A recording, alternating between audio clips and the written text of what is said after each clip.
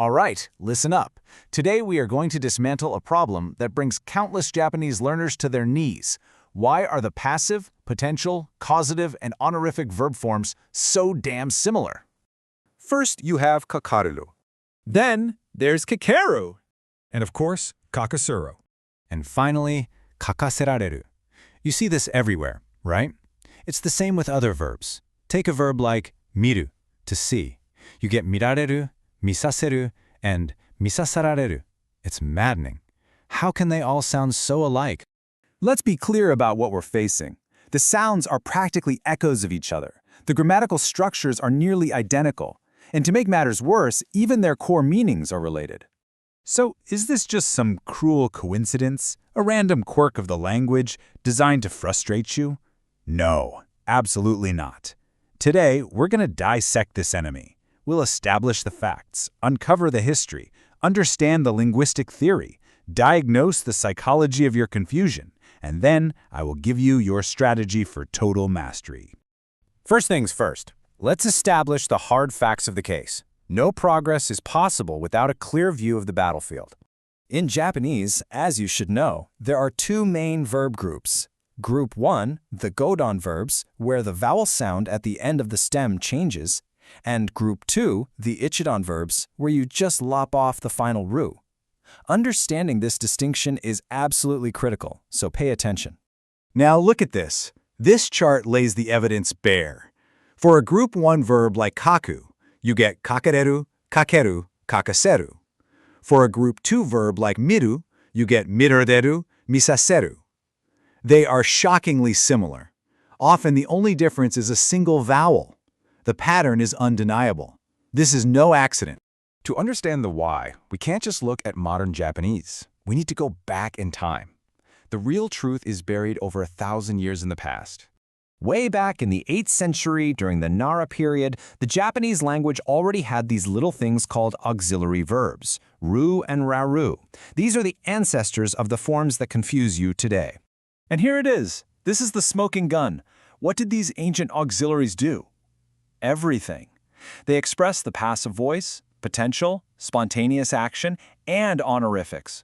All of them. From the very beginning of recorded Japanese, these functions were bundled together in the same grammatical package. Let's see how it worked.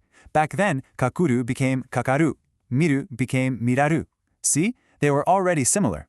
These ancient forms are what evolved into the modern kakareru and mirareru. So their similarity isn't a modern mistake. It is a feature that's been baked into the language for over a millennium. So what about the causative? Well, that came from a different family of auxiliaries, su and sasu. So kaku became kasu, and miru became misasu. But even though its origin was separate, over time it was pulled into the same orbit, evolving a structure that matched the others. So we know it's historical. But that just pushes the question back. Why does this happen? Why do similar functions end up with similar forms? Now we move from history to linguistic science. There's a powerful force in language called analogy. You see, languages are efficient. They don't like to invent a completely new tool from scratch for every single job. If there's already a successful working pattern, the language will reuse it and adapt it. So what is the common pattern here? All of these verb forms do one fundamental thing. They manipulate who has control over an action. Think about it. The passive moves control to an outside force. The potential is about the limits on your control. The causative gives control to someone else, and the honorific elevates the power, the control of the subject. Because they all operate on this same fundamental concept of control, it's only natural their grammatical shapes converged. And don't you dare think this is just some weird Japanese thing. It's not. It's a universal tendency.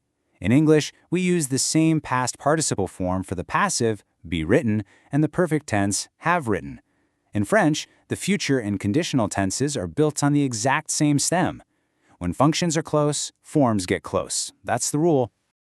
So why do you get so confused? It's about how your brain is wired. Your brain is an efficiency machine. It hears a sound like raru and wants to file it in one box. But you've learned multiple labels for that one box: passive, potential, honorific. These labels start competing, which creates a mental traffic jam. You stall because you're trying to figure out the meaning from the form first. Let me be clear, this is not a failure of your ability. It is a failure of your strategy. So, How do we fix your strategy? How do you conquer this? Listen carefully. This is your new plan of attack. This is what most of you do. This is the mistake. You see the form reru, and you immediately try to decipher it in isolation. Is it passive, potential, honorific? And you freeze. You're paralyzed by choice, and you can't even read the rest of the sentence. That is the reverse of what you must do. Here is the correct procedure. First, you read the entire sentence. Second, you build the situation in your mind. Third, you identify who has control of the action, and only then, at the very end, do you glance at the conjugation to confirm your analysis. Meaning first, form, last. This is the top-down approach. You must reframe your entire mindset. Stop treating this like a grammar quiz. Start treating every sentence like a puzzle that needs to be solved. Let's run a simulation. The sentence is, Sensei ni homerareta. What are the clues? Clue 1, there is a teacher. Clue 2, the particle ni marks the teacher as the agent, meaning I am on the receiving end. Clue 3, therefore the teacher has control over the act of praising. The evidence points to only one conclusion, passive. Next case, Nihongo ga hanaseru. The clues, no one is being forced to do anything. The context is clearly about an ability. Conclusion, potential. I can speak Japanese. It's that simple. Final example, Buchou ga korareta. The clues. The subject is the department head, a superior. The situation implies respect is required. Conclusion, honorific. You don't guess from the form. You analyze the clues in the sentence, assemble the pieces, and solve the puzzle. This is the only path to mastery. Now listen to my final order. They are similar. Yes, they are. But now you understand exactly why they are similar. You have the intelligence. This isn't random chaos. There is a deep logic here, a history stretching back 1,000 years.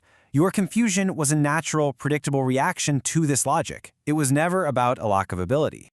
And because of that, you now stand at a crossroads. You have a choice. Will you stop here and say, it's impossible because they're similar? Or will you change your thinking and say, I can master them precisely because they're similar? Because now you understand the system.